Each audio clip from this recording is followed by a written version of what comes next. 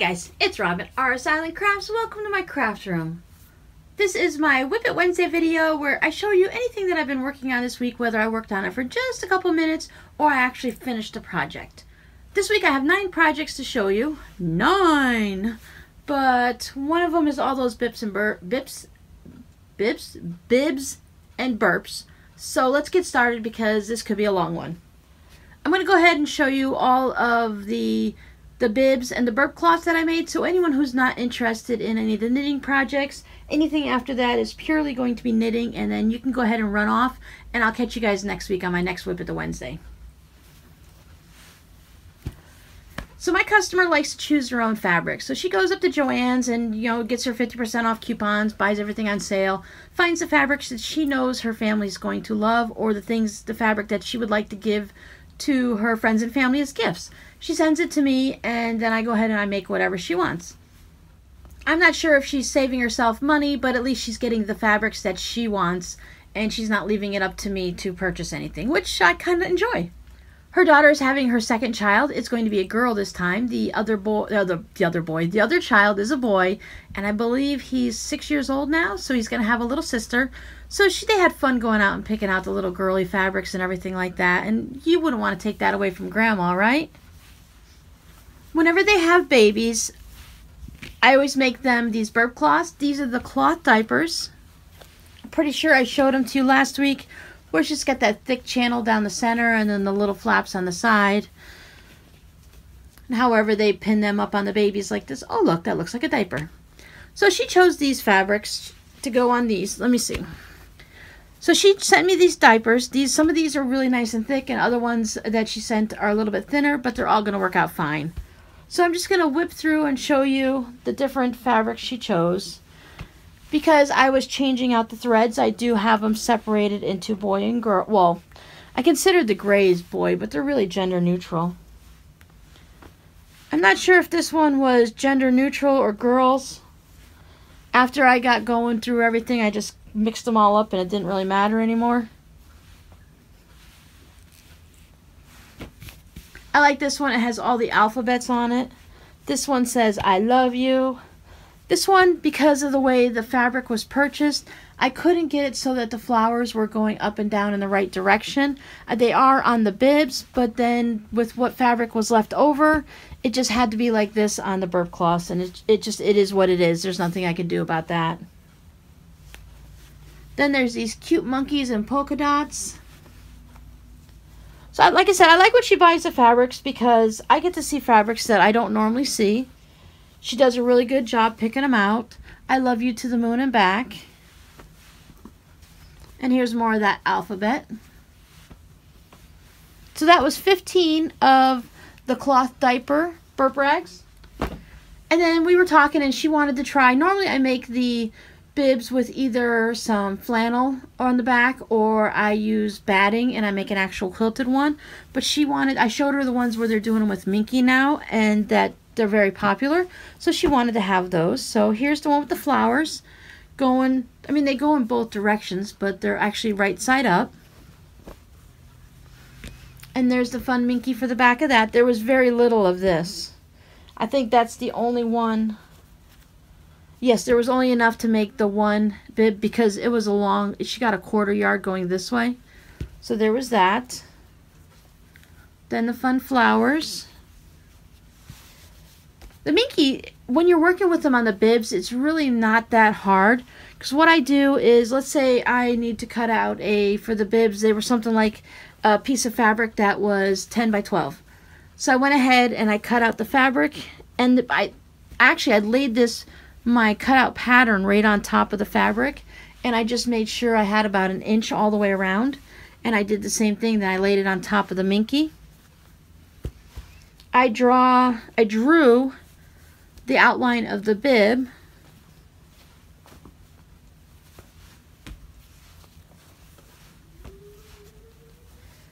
I went ahead and drew the outline of the bib on the regular cotton fabric. I pinned it all together. I didn't cut it out. I left it as a square. This has little stars embedded or embossed, that's the word, but they're down low versus, it's like when you take a rubber stamp and you stamp on velvet. These are down below the surface. But anyway, so then I drew all the way around the bib pattern, pinned it all together, and I took it to my sewing machine and I sewed exactly on the line that I traced for the bib. Normally they tell you to cut out 2 of your fabrics and you cut them out as right on the line, and then you lay them together and you sew them together. But that's really hard to keep the fabrics together, even as a cotton, just a cotton fabrics. They still can shift a little. And when you're dealing with Minky, Minky likes to move all on its own. So since I was using the big 10 by 12 inch rectangle, I didn't have to worry about it shifting because I had that extra fabric an inch or so all the way around. And a lot of the times it was more than an inch, so it was okay. And then I probably left about a good 1/2 inch around it. And after I stitched them all out, I left my opening down here in this flat section. Plus down at the bottom, it's not as noticeable if where you're going to leave it otherwise. Most of this area is all curved. This bib pattern has it so that when it comes in here, it curves down, as you can see. So the only real way to leave your turning is down here at the bottom where you got that straight edge. Like I said, I left about a 1/2 inch or so all the way around it, trimmed it all around, and because of the Minky and the fact of the curves, I usually do pinking shares when I do the quilted ones, and it turns beautifully. But because of the Minky and just the, you know, the Minky's wonderful, but it's a beast to work with. And then I took and I snipped all the way up to my sewing line here, so when I turned it out, see how I have this nice smooth curve here? I don't have any wrinkles or anything like that. And that's because I took and I clipped probably about every 1/4 inch to a 1/2 inch, mostly a 1/4 inch. And it allows you to get everything to lay down, because otherwise this really puckers bad.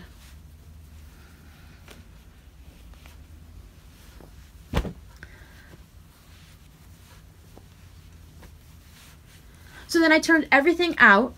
I went ahead and I gave it a good press, and then I just top stitched. And when I top stitched, I was able, you know, you tuck this in and it just closed up this hole down here, and I top stitched all the way around. So they turn out really nice. I still have to put the snaps in. I usually put the snap on this side. I use these plastic cam snaps.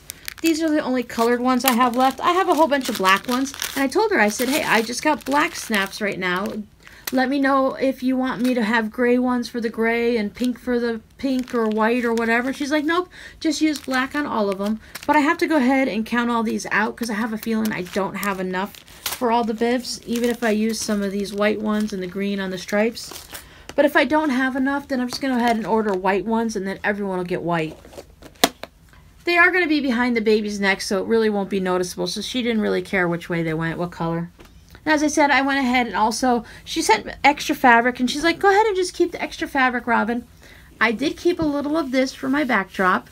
This is that marble Minky I really liked. I used up as much as I could of everything, and since I had the extra, and babies always spit up a lot, so I went ahead and made these burp cloths also. They're the ones that has this little cutout for your neck.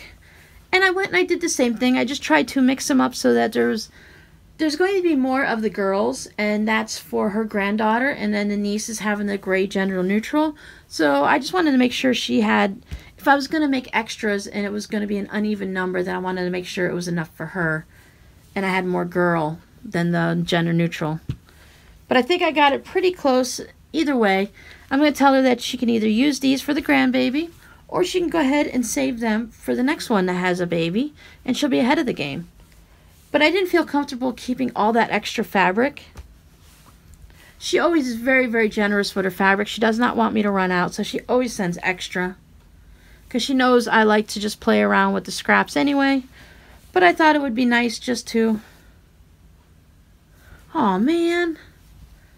You see this? I put this one on backwards. I didn't even notice.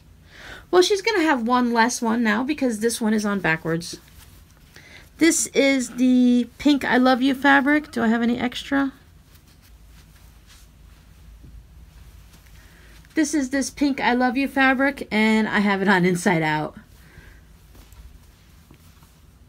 I could just trim around it and make it a little bit narrower and smaller, but I think I'm just going to go ahead and keep this one back because without having it, the extra on the side, if I try to stitch this back together later, the Minky's really going to move and it's not going to work. So I'll just go ahead and, well, actually what I'm going to do is I'm just going to go ahead and send it to her, because she used to be our neighbor and she'll understand that I made a mistake. This is just an extra one and not part of what she paid for anyways. So for just around the house, this one is going to work just as well as any of these other ones, and it'll be fine. I'm sure they'll get a good laugh out of it. Unless I start to feel too self-conscious, then I'll just keep this one at home. We'll see. So that's everything I made. I made 15 of the cloth diapers. I made 16 of the bibs. And I had 10 of these, which is now 9 because I made an oops. We'll see. Okay, if you're going to skedaddle now, I thank you guys for watching. Come on back next time and see what else I'm working on. But for everyone who's still interested and wants to see what I've been knitting, let's go take a peek. If you follow along on my other videos, you did see that I have finally finished one of my dishcloths. I haven't even woven in the ends yet. This is that pickle relish that I used in the video to show you guys how to knit a dishcloth. And in addition to that, I did cast on another gray one. I'm at the decreased part, so I'm more than halfway done. This is just my grandmother's favorite dishcloth without the holes pattern. I've put in some good time on the Midas hat using the Karen Simply Soft yarn in whatever blue color it is, because it no longer has a label.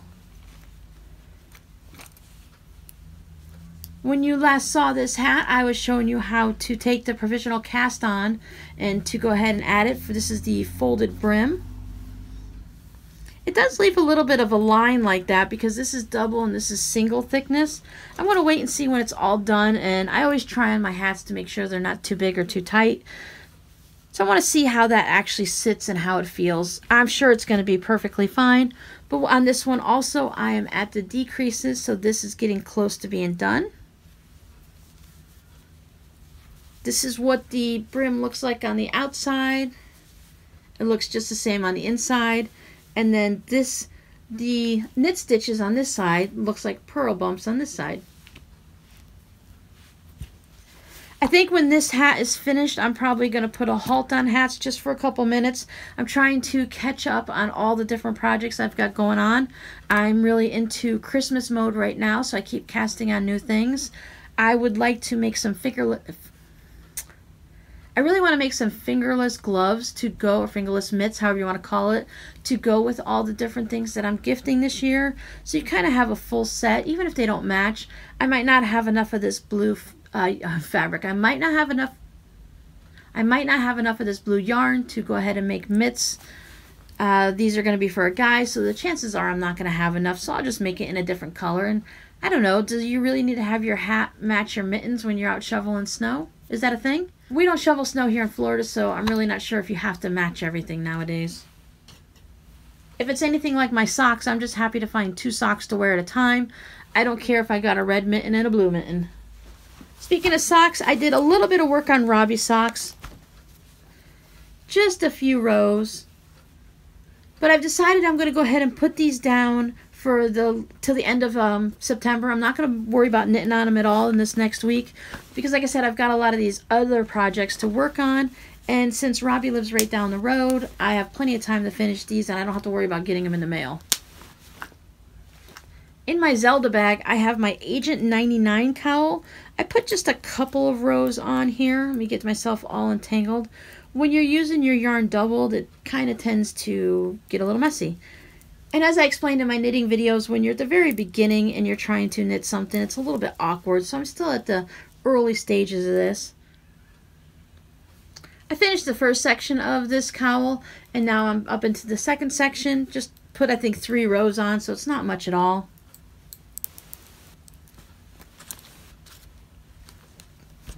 I just cast this on to do as a project in between other projects. I'm not really sure why. I don't have this in mind for a gift for anyone. I just saw the cowl and I fell in love with it, and I thought maybe someone else might like it too, so we'll see what happens to it. This is one of those projects that's not rush priority, and I'll get to this when I get to this. In my corduroy Snoopy bag, I have my bright as can be sweater. This is the Antler Cardigan by Tin Can Knits. And as you can see here, this is one of those things where I say I'll show you no matter how much or how little I get done. I put 1 row on. So I really didn't get much done on this at all. It's at a purl row now when I'm going back the other way, and I just have not been in the mood to go ahead and purl. So yeah, this is sitting like this too, so chances are I won't be picking this up too much until October also. When you have this many projects going on at a time, you can only knit on them for a short amount of time, and then you've got to switch to the next project if you want to get equal amount of time on everybody. So sometimes I just feel like I've got to start new projects, so I start them, and then I let them just sit in the project bag until I have time to come back to them. I have another one of these type of tote bags, and this one has this really fun purple swirl fabric. And then I have this purple fabric on the inside.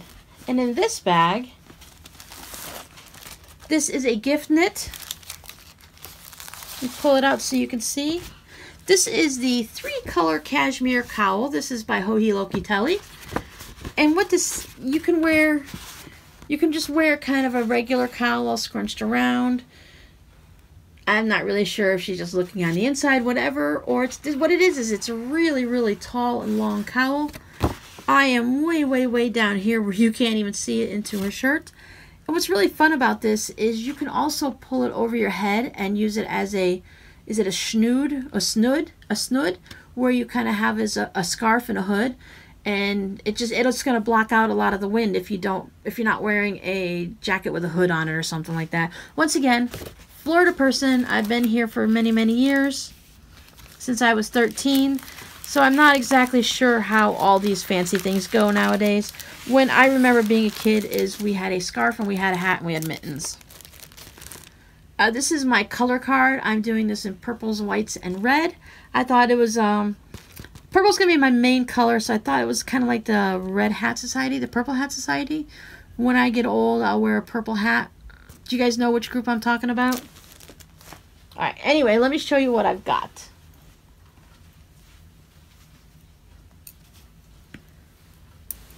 I'm doing these on a size 2. And of course I'm using my Chow Goose with the red cables. This was the first, you start with a rib, and then this is a paid for pattern. You can find it on Ravelry. And the first section has a couple little, you see how they have a couple little holes. I didn't do anything wrong. You're supposed to have them there. They're all lined up nice and neat. So I'm working on that. As I said, I am keeping my yarn doubled. I placed an order at Michael's. Michael's has this thing where if you sign up and give them your email, you get 40% off everything you order online. Now, you don't even have to worry about paying shipping because you can have it delivered to the store. But one of the things I noticed with Michael's, especially with this wool-like yarn, is you can buy certain colors in my local store, but for the most part, they have a black, a red, this purple, and like a blue, and sometimes a white and a light gray. But there's so many colors online. There's like 24 or 32 different colors. The only thing when you buy online is you have to buy 3 balls at a time. And since I'm using them 2 at a time, 1 extra ball was no big deal. I love using this for hats and shawls, so it's not a heartache for me to buy it. But I got 40% off every single thing I put in my cart, even if they're on sale. And these only cost $2.99 a skein anyway. So you get 3 of them for $9, and then you get the 40% off. So it was a really good deal. So I went ahead and picked up all the yarn I needed for a couple projects. This one is just your regular purple violet. So I said I'm starting out with that, and I'm holding that double. And after that, I'm going into this purple. And this purple is called Lavender. It's a nice light purple. The red I chose to go with this is just red. So then I thought I'd go ahead and bring in a red. We got my purple. Then I've got the lavender. Then I've got the red. And with that red, I'm going to be striping in some white. And then as it starts going through the process, then I will be bringing back into, this purple will come back in. And then after this purple, I picked to go back to white. So as it's going, and then I'm going back this way, and with that really big long section, I just decided to stick with this nice light lavender. They're using like grays, and they chose a neon lime color, and that's great. I love things like that myself, but I'm kind of making this for someone else, so I'm not sure if they would want to be really wild. I have a feeling they could be wild, but I just don't want to go too crazy for them. Then it goes back into the dark purple. I bring in some more red, and that finishes it off. So I'm hoping, tell me, am I crazy or will I be okay using all these colors? Like I said, I thought, because the girls, when they have the Purple Hat Society red, it's Red Hat Society, isn't it? And then they have the dark purple to go with it, and then of course white's gonna go with anything. So I thought I'd be all right with those 4 colors. What do you think? But that's it for me now. That's all I've worked on. I say that's all I've worked on, but that's an awful lot, don't you think? I just really like, this is just so soft. I wish you could feel it. This is very soft. Even with holding 2 of them together, and I'm knitting in small needles, this yarn, it's wool like they call it, because I believe it's 100%. Let me find it. It's 85% acrylic and 15% nylon, because you can make socks with this. It's kind of thin for me. It's more of a lace knit than a sock yarn. So this makes a really nice shawl if you're going to do a really fancy lightweight shawl like you would for, you know, summer nights or a wedding shawl or something. But when you hold the 2 of them together, it makes a really nice fabric. And this is, I would wear a sweater out of this, no problem. It's so soft and lightweight, but it feels like it's going to be nice and warm. And of course, with it being acrylic, it can go through the washer and dryer no problem. And the nylon will help keep it from getting too far stretched out. Because that's the best part about sock yarn, is that nylon keeps it from being stretched out. It holds its shape. So that's it for me this week. I did not touch on a lot of projects that I wanted to. I only had a few minutes here and there because the baby order took up a lot of my time this week. And, you know, spending time at my kid's house cleaning and cleaning my house and chores. I tell you, all these chores we have, I just want to sit down and relax and craft. But you have to think about feeding people and feeding the animals and all that. My goodness, shouldn't they just take care of themselves, right? So I tried to split up my time a little bit, and I don't want to say equally throughout the week, but I dabbled a little here and there, so I tried to touch on all my projects. But I think, like I said, I'm going to put a couple of them away for the next week and just concentrate really hard on a few of them. I really want to get this. This is a very long cowl. I think it ends up being like 19 inches tall or 21 inches tall or something. So I really need to get going on this if I want to make sure I can ship it out in time. Because yes, this is going to be a Christmas gift for someone that might have to travel around the world a couple times before it gets to them. And I need to get this just going a little bit longer so that it will hang easier and makes the knitting going around faster and faster. Because right now, it's still a little bit wobbly and fiddly because it doesn't have enough weight pulling it down. So thank you guys for hanging out with me every week while I babble on what I'm working on. I hope you're finding something that you enjoy looking at. And don't forget, if you want to see more videos like this, just go ahead and click on the subscribe link. If you ring that little bell, YouTube will let you know when I have new videos coming up. Go ahead and like the video and leave a comment. Leaving a comment, liking a video, sharing it, putting it in one of your playlists, that does a lot to help my channel. And I really appreciate when you guys do those things. And don't worry, I appreciate you even if you just watch it and you don't subscribe, like, or comment. So that's it. Until next week, I'll see you guys later. Bye.